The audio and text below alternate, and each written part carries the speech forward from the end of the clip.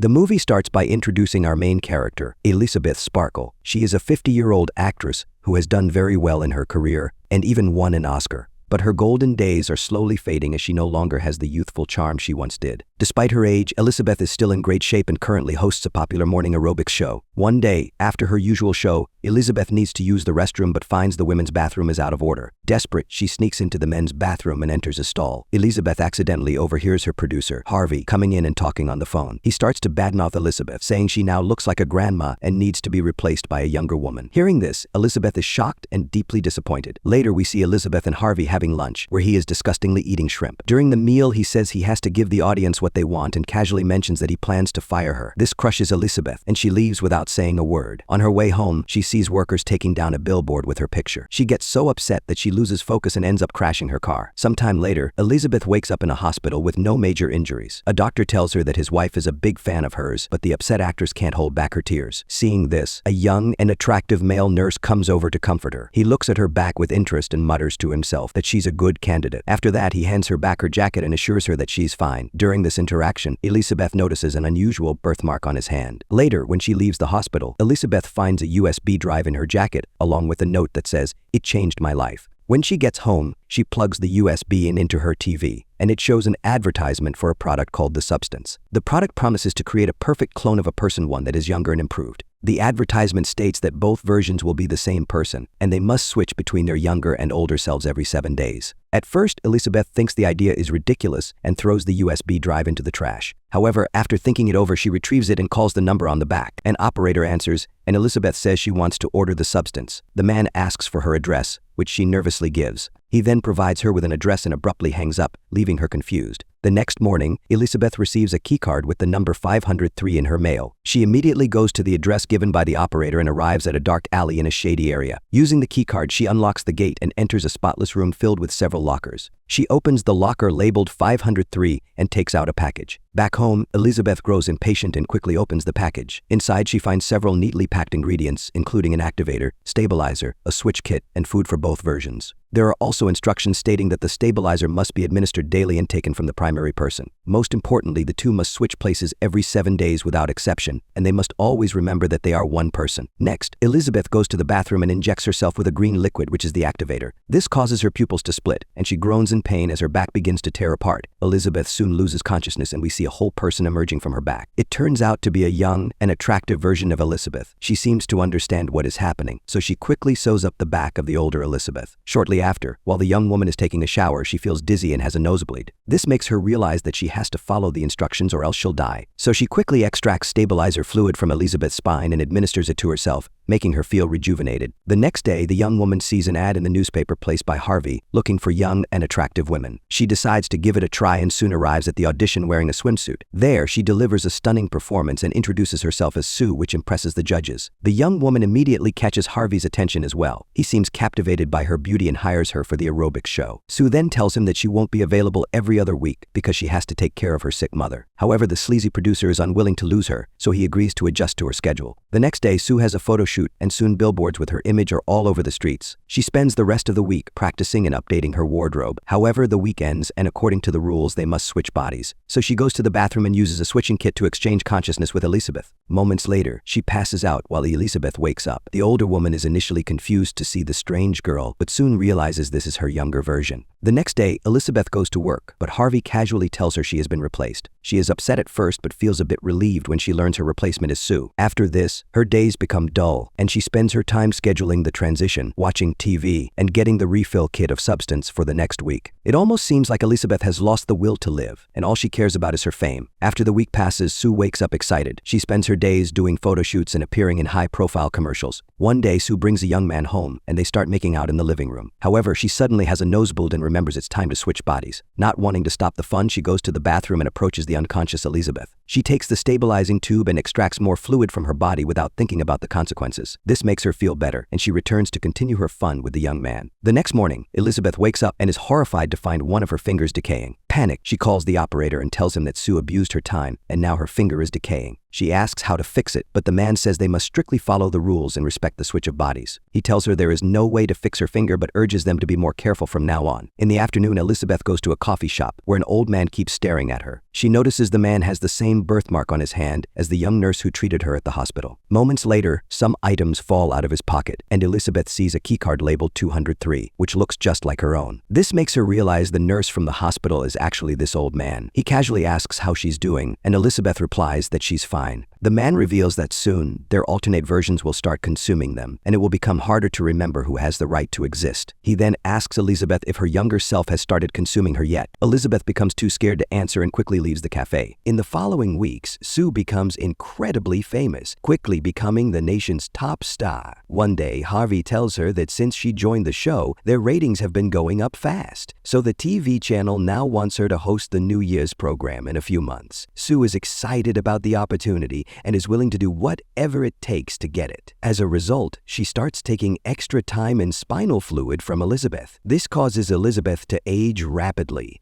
with most of her body parts starting to decay. Her hair and teeth begin to fall out, and she looks over 100 years old. She tries to complain to the operator, but he tells her it's their problem to solve. The man says she can end this at any time, but Elizabeth doesn't want to give up such a beautiful second version of herself. In the following weeks, Elizabeth spirals into heavy drinking and binge eating during her conscious days. A frustrated Sue complains to the operator about the old woman's habits while she has to work hard all week. She says she needs more time for herself, but the man reminds her again that they must respect balance and that despite the two bodies, they are still one person. One day, Sue goes too far and takes a large amount of fluid from Elizabeth. She carefully stores it in several tubes and decides to delay the body swap for as long as possible. In the next scene, 3 months have passed, and we see Sue and her boyfriend at the apartment. Her highly anticipated New Year's program is finally happening tomorrow. At this critical moment, Sue gets a nosebleed and feels extremely ill. She goes to inject some fluid, but finds out she's already used all of it. In a panic, Sue calls the operator and begs for more fluid. However, he says that Elizabeth is the only source and they need to switch bodies to get more. Sue explains that she has an important event tomorrow, but the operator refuses to listen and hangs up. Using the last of her strength, Sue crawls to the bathroom to start the body swapping process. Meanwhile, her boyfriend hears noises from outside and asks if she's okay. By this time, Elizabeth has woken up, now a grotesque figure with a misshapen hump.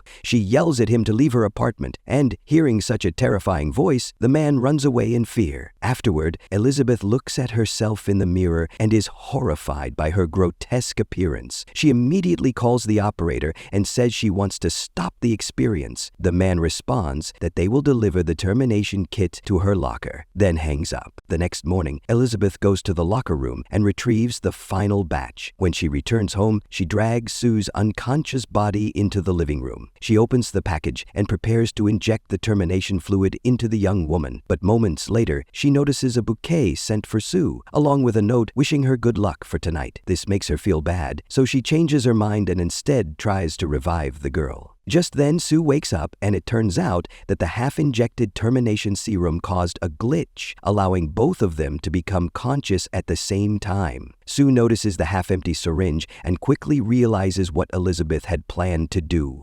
Furious, she attacks the older woman with brutal force. After a long and violent struggle, Sue finally manages to overpower Elizabeth and beats her to death. Following this, she gets ready for her big night, feeling no remorse or guilt about her actions. In the evening, she attends the New Year's Eve performance, where she is dressed in a gorgeous gown. Everything seems to be going perfectly, but she doesn't have the stabilizer fluid needed to maintain her condition. As a result, Sue begins to feel increasingly sick. She rushes to the bathroom, where she shockingly notices that her teeth are starting to fall out. Sue tries to ignore it, as this is the biggest night of her life. However, while in the elevator, she notices her fingernails have detached, and her ear also suddenly falls off. Panic-stricken, Sue rushes back home and finds some leftover activator serum that Elizabeth used to create her. Since it's a very important night for her, she injects herself with it, believing it will help her create another youthful body. Sue then painfully passes out, but instead of a beautiful woman,